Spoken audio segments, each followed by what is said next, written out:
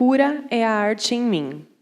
Adelaide Pimenta é psicóloga clínica, graduada pela PUC Minas, mestranda em Ciências da Religião pela PUC Minas, bolsista da CAPES, analista junguiana pelo Instituto Carl Gustav Jung de Minas Gerais, especialista em Psicologia Analítica pelo Instituto de Educação Continuada, IEC, da PUC Minas, pós-graduanda em Imaginação Ativa pelo ICTIS Instituto e professora de pós-graduação no ICTIS Instituto de Curitiba.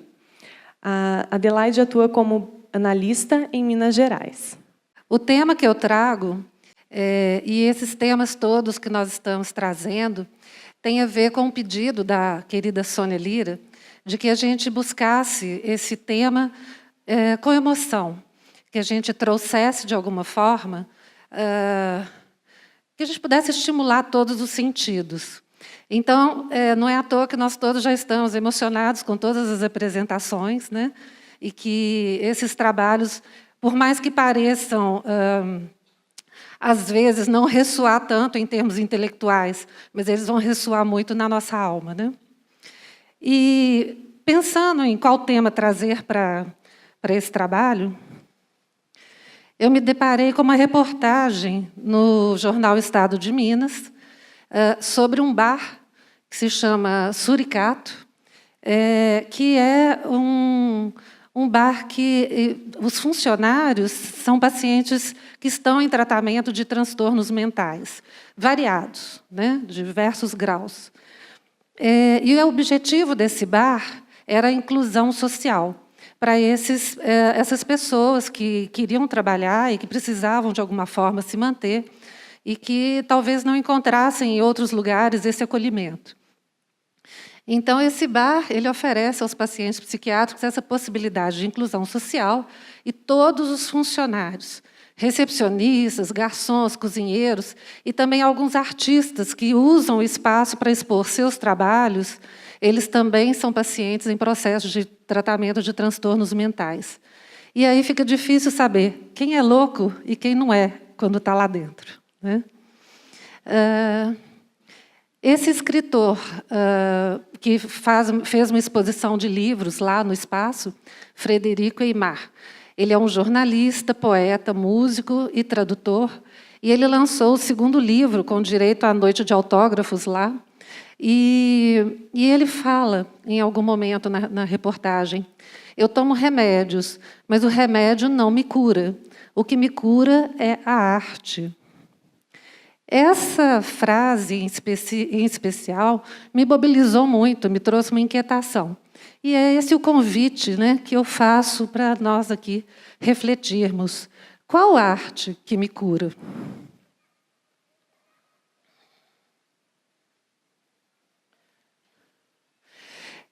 Só trazendo que essa reportagem chama Além dos Muros, no jornal Estado de Minas. Se alguém quiser, lá no final eu vou colocar a referência, é só entrar no Google e encontra fácil. Aqui a fachada do bar é uma casa, anos 60, mais ou menos, né, que foi adequada para um bar. E eles chamam Belo Horizonte a capital dos bares. Como a gente não tem mar, a gente tem bar.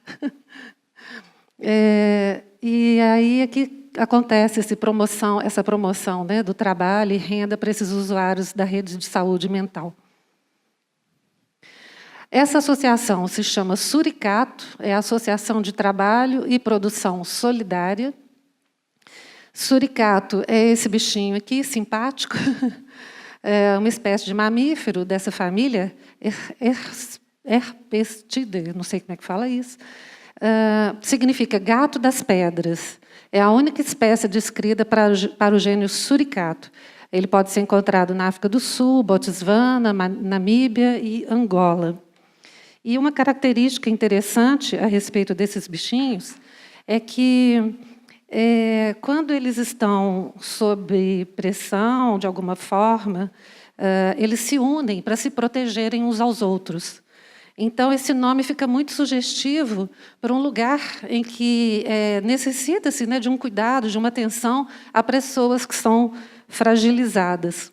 Esse animalzinho ficou meio conhecido no cinema através dessas figuras, né? O Timão, que é um personagem do filme do Rei Leão, e o Rei Julien, do filme Madagascar, como curiosidade.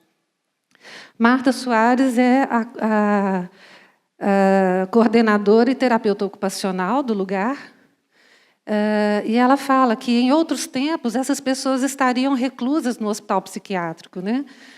Mas no bar, que já está ativo há 14 anos, a humanização, através do trabalho, possibilita uma nova vida aos participantes. E ela fala bem dessa situação, né? Quem frequenta o bar não sabe quem é louco e quem não é. E é interessante que aqui já tem também algumas imagens de pacientes, né, de pessoas que foram pintando coisas e artistas que fazem parte aqui da decoração do local. Esse é o autor, o jornalista, que fala, né? Eu tomo remédios, mas o remédio não me cura. O que me cura é a arte. É preciso fazer a desconstrução da loucura. Quem faz tratamento tem capacidade de realizar muitas coisas. Quer dizer, uma pessoa bastante inteligente, uma pessoa que já traz uma linguagem bem elaborada a respeito do próprio sofrimento. E quando eu vi essa reportagem, eu me lembrei imediatamente do trabalho da doutora Nise da Silveira. Ela nasceu em 1905, falecida em 1999, quer dizer, portanto, uma vida bem longa, né? Brasileira, alagoana, médica psiquiatra, pioneira no tratamento de doentes mentais. Única mulher entre 156 colegas de classe, ela se formou em 1926 na Faculdade de Medicina da Bahia. E ainda na graduação ela apresentou esse estudo, Ensaios sobre a criminalidade da mulher no Brasil. Já havia uma grande preocupação da doutora Nise a respeito de temas, né, que não eram muito falados. Aqui nós vemos a doutora Nise, a única mulher entre todos os formandos aqui, né, da época. Ou seja, uma pioneira.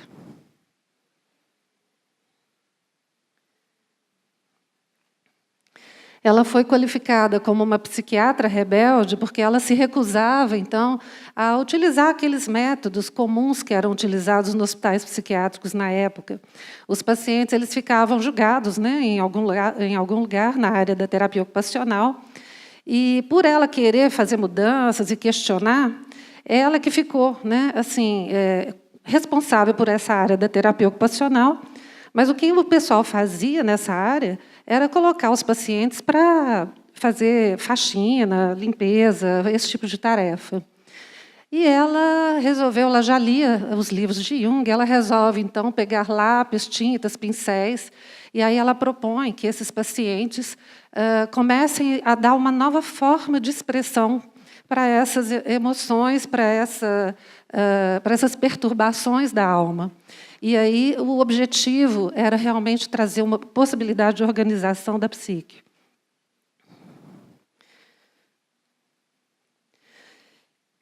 Só uma citação aqui nesse livro sobre ela.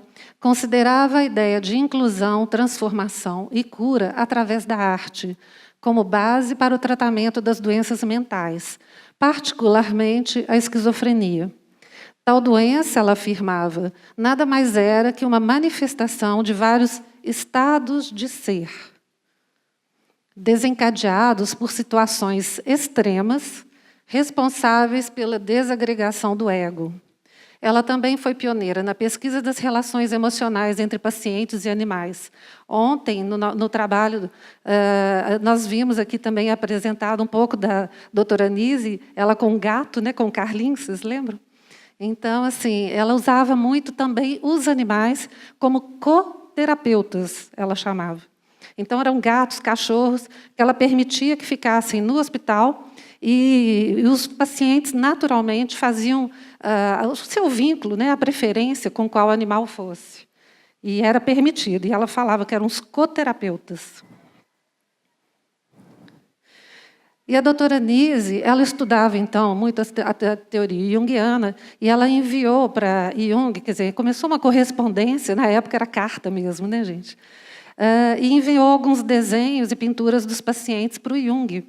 E ela, com isso, né, assim, reafirmava as descobertas da psicologia analítica a respeito da atuação dos conteúdos do inconsciente coletivo. Surgiam imagens, surgiam temas mitológicos, como que aqueles pacientes pobres, ignorantes, no sentido de ignorar mesmo, de não conhecer, né, nada sobre aquele assunto, poderiam pintar determinadas coisas. Então, quando essas figuras míticas e essas formas simbólicas surgiam, ela começou a perceber aquilo que o próprio Jung estava afirmando, né, a respeito dessa produção simbólica do inconsciente. E ela criou o Museu de Imagens do Inconsciente, em 1952, no Rio de Janeiro. E, em 1956, ela criou a Casa das Palmeiras, que eram com pacientes que já estavam mais reintegrados à sociedade.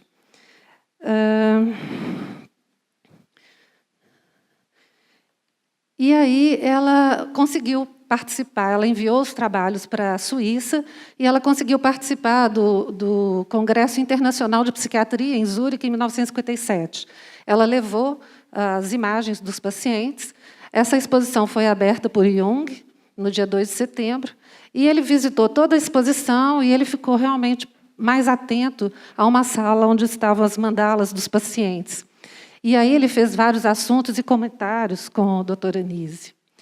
Só para saber que essa referência toda está no site do Centro Cultural do Ministério da Saúde, tá, gente? Quem quiser procurar lá.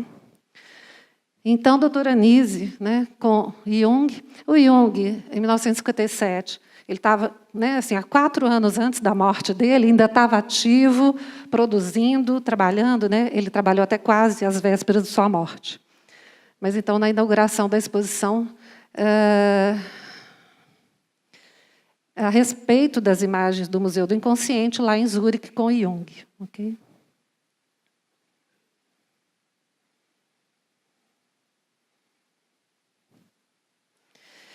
Aqui uma imagem dela, já um pouco mais velha, né, com uma das exposições, de uma das pinturas dos pacientes.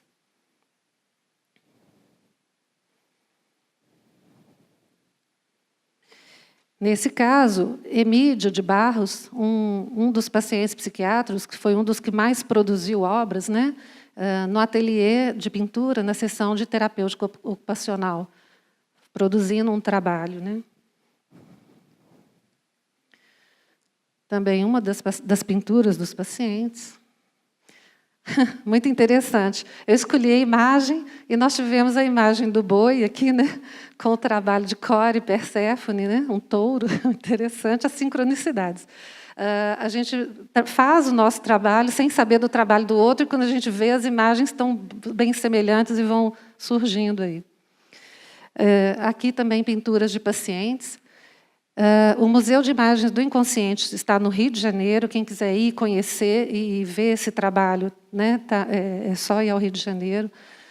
E é possível conhecer o trabalho lá.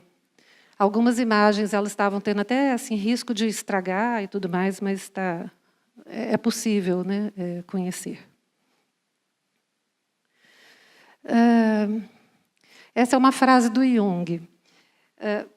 Porque, a partir das próprias experiências do Jung, com o próprio inconsciente, nós temos que lembrar que o Jung ele fazia uma autoexperimentação, quando ele ficou tomado por aquelas imagens, aquelas visões, as experiências a respeito do seu inconsciente. Na época, ele ainda não sabia como lidar muito bem com isso, nós estamos falando de mais ou menos 1913, e aí, nessa fase, né, da exposição, lá em Zurique, ele já estava fazendo um trabalho, já tinha elaborado muita coisa, já tinha produzido muito dos seus livros. Então, ele fala, se houver alto grau de crispação do consciente, muitas vezes só as mãos são capazes da fantasia. E aí não há fala, não há linguagem possível para expressar o que a pessoa está sentindo.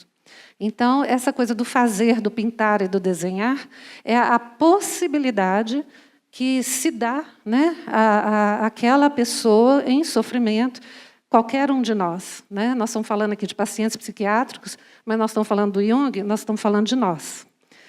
em qualquer momento de angústia, de tumulto, né, de desorganização.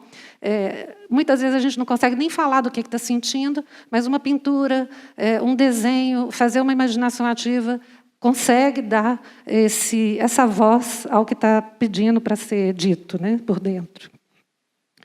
Então, por meio das próprias experiências com o inconsciente do Jung, né, e com os seus sonhos e fantasias e dos pacientes, ele percebeu que, diante dos estados de dissociação da psique, normais ou patológicos, a expressão criativa é, muitas vezes, a única possibilidade de promover a integração da personalidade. Diante de uma aridez psicológica intensa, ou se houver um alto grau de crispação do consciente, muitas vezes, então, só as mãos são capazes de fantasia.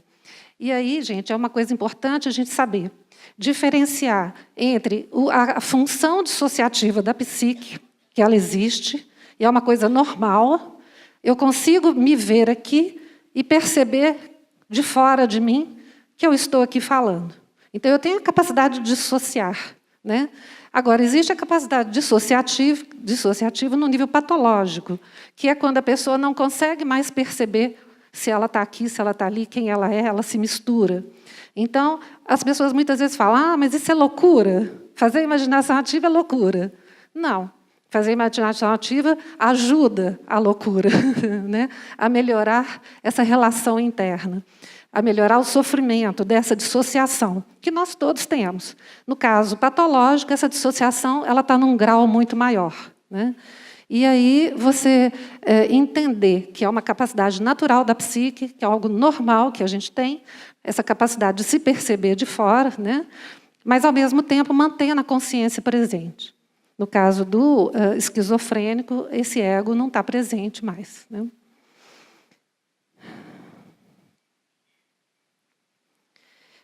Só antes de falar um pouquinho desse livro vermelho, então é lembrar que a doutora Anise também, né, ela trazia essa criatividade como um catalisador, como excelência para a aproximação dos opostos. E, através das sensações, emoções, pensamentos, os afetos, né, eles são levados a serem reconhecidos entre si, e esses tumultos internos eles adquirem uma forma. Deixa eu ver aqui.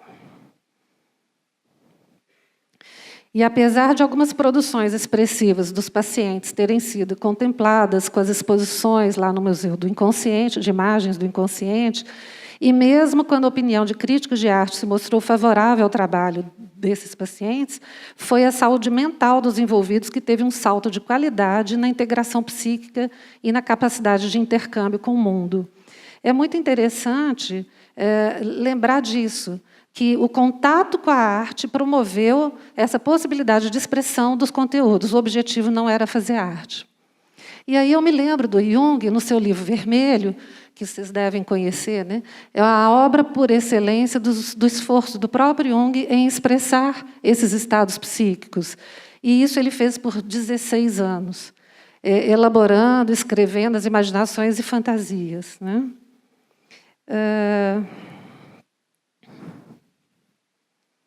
Esse é o livro Vermelho, que ontem também foi falado, né?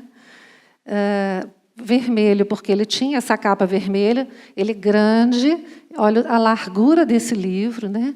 É como ele estava passando a limpo os cadernos negros, livros de capa preta, por isso que chamava Livros Negros, mas o nome dele é Liber Novus, livro novo. É como se o Jung estivesse trazendo uma boa nova também, a respeito do que ele estava vivenciando.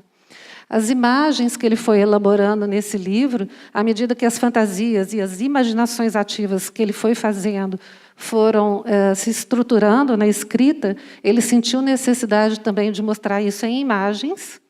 E aqui a gente tem algumas, né? Essa imagem, a imagem de uma serpente, né? Aqui tem todo um encantamento a respeito dessa energia da serpente, que nós falamos, né, ontem nós vimos aqui também a respeito da espiral, e várias imagens da serpente, como uma energia que vem das profundezas, né, trazendo uma possibilidade de transformação. A gente tem que lembrar sempre, quando a gente fala disso, gente, que é uma possibilidade, não é uma garantia de transformação. À medida que a pessoa vai lidando com essas imagens e vai lidando com esses conteúdos do inconsciente, a pessoa pode conseguir transformar isso ou não, né? A gente tem que ver isso. Aqui uma mandala que o Jung fez, falando muito a respeito do caos de jogo de sombras e luz. Aqui uma figura, né, que é o Philemon, que Jung, através de algumas imaginações ativas, ele vai começando a conversar com essa figura, e essa própria figura, no inconsciente do Jung, vai tomando outra forma. Ele aparece mais ao final como um ser que tem asas, né? Como um velho de barba, sábio, aí, com asas. A serpente por aqui. Uma série de símbolos que o Jung depois foi elaborando, né? E, principalmente, à medida que ele estava se sentindo oprimido por essas emoções, por essa confusão interior, ele foi trazendo essa expressão, né? Ele pintou, escreveu, coloriu, criou, imaginou, brincou, irritou-se, exasperou-se, porque não é tudo bonitinho, né, gente? A gente sofre, né, nesse processo de lidar com as questões internas. O Jung achava ridículo ficar fazendo aquele tipo de coisa que ele fazia, às vezes, que ele tinha que fazer. Era quase que assim, uma coisa que forçava ele estar brincando com as pedrinhas de construção. E quem olhasse de fora ia falar, é doido, né? Maluco, o que ele está fazendo? Como falaram? Ele foi colocado como louco, né? Como o cara que surtou. Mas ninguém entendeu que ele estava dentro de um processo e que ele depois elaborou todo esse processo e trouxe toda a obra dele a partir disso, dessa experimentação pessoal. E então ele finalmente encontrou esse equilíbrio por meio da expressão das suas imaginações ativas e das suas visões. Além disso, Jung esculpiu e deu forma a pedras e paredes. Ele construiu uma torre cheia de símbolos. Ele era um cientista renomado, famoso, bem-sucedido, e ele percebeu que o que lhe faltava era uma vida criativa. Essa vida se impôs a Jung, ele não escolheu isso, não. Pelas manifestações do seu inconsciente. Aqui tem uma das pedras entalhadas por Jung, está na casa dele, lá na torre na casa dele. Né? E na torre de Bollingen tem várias coisas. E aqui tem uma figurinha, um homúnculo, e aí tem toda uma expressão simbólica que o Jung foi desenvolvendo a partir dessa criação dessas imagens. Toda uma escrita, né, a respeito dessas figuras. Aqui também a figura do trickster, que ele fez também entalhado numa pedra. Então, assim, além do desenho, além da escrita, ele sentiu necessidade de esculpir. Né? Ele usou, basicamente, todas as funções psíquicas que ele coloca. Sentimento, pensamento, intuição, sensação, né? À medida em que ele expressou isso para o mundo externo. E aí, essa é a torre de Bollingen, que ele construiu. Essa parte aqui, ó, ele mesmo construiu. Depois, eu acho que ele foi tendo algumas ajudas para fazer uns anexos. Mas essa torre era o lugar em que ele se refugiava, e ele falava que ele não queria água encanada, não queria eletricidade, então ele cortava lenha, ele usava lampião, porque ele falava que era muito simples, era muito difícil, o homem ser simples. E ele precisava se ligar a esse lado da simplicidade. Então, para ele, era dessa forma, ok? Então, a utilização dessas técnicas expressivas, como, por exemplo, a imaginação ativa, porque o livro vermelho é um relato das imaginações ativas do Jung, né? Não tinha esse objetivo de fazer arte. Ele não tinha intenção de fazer arte. E Jung avisa, isso seria fugir totalmente à finalidade do exercício. Né? Esse esforço, né, da consciência em retratar e exprimir essas imagens internas, ela vai promovendo essa interação entre consciente e inconsciente. Esse é que é o foco do trabalho terapêutico com a psique. Quando você visa alcançar a saúde mental, o objetivo não é criar obra de arte, mesmo que a beleza estética também se apresente. Né? Então, assim, o foco não é fazer arte. Esse tipo de arte pode ser pensada como arte alquímica. O Jung encontrou a alquimia em 1928. E, a partir de 1928, é que ele começa a parar de fazer esse trabalho no Livro Vermelho. Por quê? Porque as imagens alquímicas, o trabalho do alquimista, se revela para o Jung como um trabalho antiquíssimo, né? Assim, nós estamos falando de 1400 e alguma coisa, trabalhos alquímicos, de uma sabedoria profunda, de uma simbologia profunda a respeito do processo de transformação da consciência. Então, quando ele fala, o alquimista está querendo transformar o chumbo em ouro, é transformar o chumbo dessa densidade psíquica, dessas emoções, dessa confusão, desse caos interno, em ouro, que seria um nível mais elevado de consciência. E esse trabalho, simbolicamente, o Jung chamou de processo de individuação. Então, essa arte alquímica, né, a arte do artífex, que é um artesão, o que faz aquele trabalho é chamado do artífex, né? Ela é feita para a realização do opus alquímico, a obra ou a arte do alquimista, é o nome dado a essa arte, que é uma arte diferenciada. Não é uma arte só para ser apreciada, porque necessariamente não havia isso. As pessoas faziam isso até bem escondidos, né? Então, não é uma coisa que é para ser exibida, né? E aí tem uma série de etapas. A Regina já começou a falar nigredo, albedo, rubedo. Tem uma série de etapas nesse processo que o alquimista vai fazendo, que são correlacionadas às etapas do nosso processo de assimilação do inconsciente. E aí, esse processo de transformação do chumbo em ouro. Quando o Jung descobre isso, tudo começa a fazer sentido para ele. Né? O que ele vinha experimentando, escrevendo, que ele ainda não compreendia, a partir desse encontro com a alquimia, começa a fazer sentido. Aqui nós vamos ter a imagem do dragão alquímico. De novo, né? O serpentear lá, né? Essa coisa das imagens trazidas, sol e lua, tudo muito simbólico, né? O olho que tudo vê, né? Nós vimos ontem. Aqui algumas imagens também a respeito do processo de transformação da consciência. Então, são figuras que, aparentemente são estranhas, esquisitas, mas elas têm todo um significado simbólico, né? Precisa realmente assim, ter olhos para entender, ouvidos para ouvir. Jung percebeu esse processo como a simbologia, então, do processo de tornar consciente os conteúdos do inconsciente, como uma metáfora do processo de individuação. A transformação do chumbo da personalidade do alquimista para o ouro não vulgar. Não é o ouro que eles estão querendo, é o ouro precioso, puro da sua psique. Visando completar essa jornada, então, a arte requer o homem todo.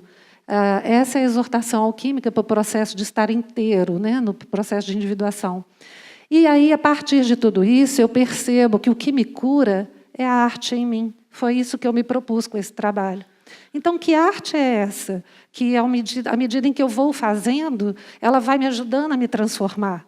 É a arte que surge em mim, né? Não é uma arte feita para o exterior. O que me cura não é a produção do ego, não é a minha vaidade de fazer uma coisa bonita para ser apreciada e ganhar prêmio. Né? Uma coisa que denomina, que rotula, se apropria de tudo. É o si mesmo, que é o comandante do processo de individuação.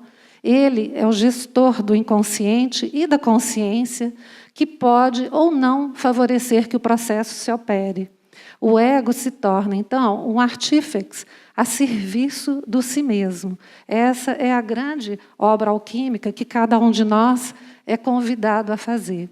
Então, a alma pede para se expressar sempre, o tempo todo, através de sonhos, através de descuidos, atos falhos, a gente pode dar qualquer nome que quiser, mas ela pede essa expressão.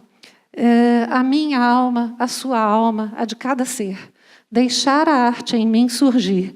Para mim, eis a grande arte da individuação. Obrigada.